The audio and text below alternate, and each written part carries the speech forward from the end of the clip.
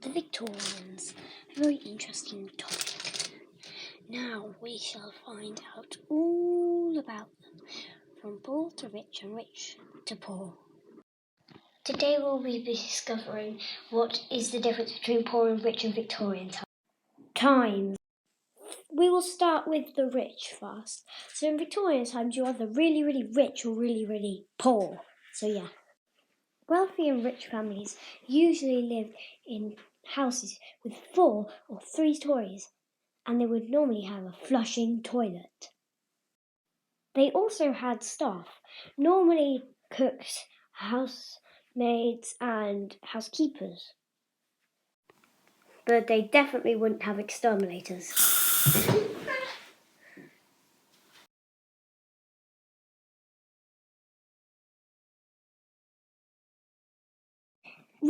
Rich women wore corsets under their dresses. At the beginning of Victoria's reign, it was fashionable to wear crinoline under their skirt. These hoops and petticoats made skirts very wide. Later in the period, skirts were narrower, with a shape at the back called a bustle.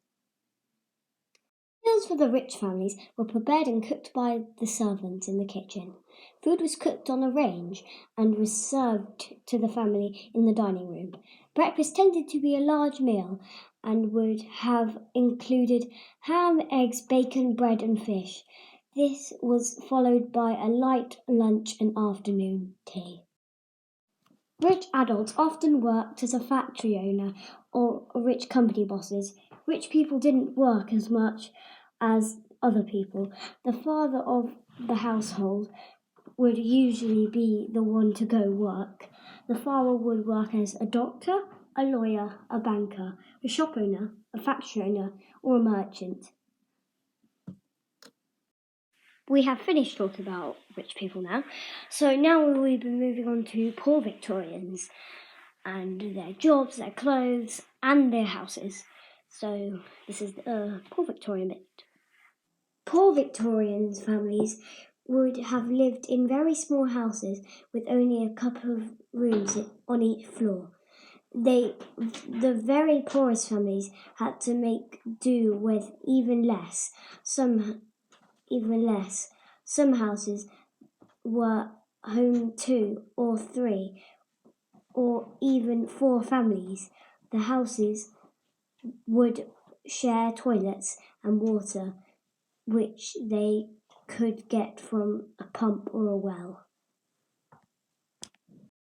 Poor Victorian men wore a vest, a shirt, a bow tie and a coat. Sometimes they even down to their knees because it brought from 3rd or 4th hand shop, and they wouldn't try it on to see if it was the right size for them. Pants, trousers, rarely shoes, and a cap. The ladies would wear a dress that went over their knees, an apron and a bonnet. For many poor people across Britain, white bread made from bottled wheat flour was the staple component of a diet. When they could afford it, people would supply this with vegetables, fruit, animal-derived foods such as meat, fish, milk, cheese and eggs, a Marlborough-style diet. Top 10 worst jobs you could have in Victorian times when you were poor was a leech collector. Leeches were once useful commodity, with both doctors and quacks using blood-sucking creatures to treat a number of ailments, ranging from headaches to hysterics.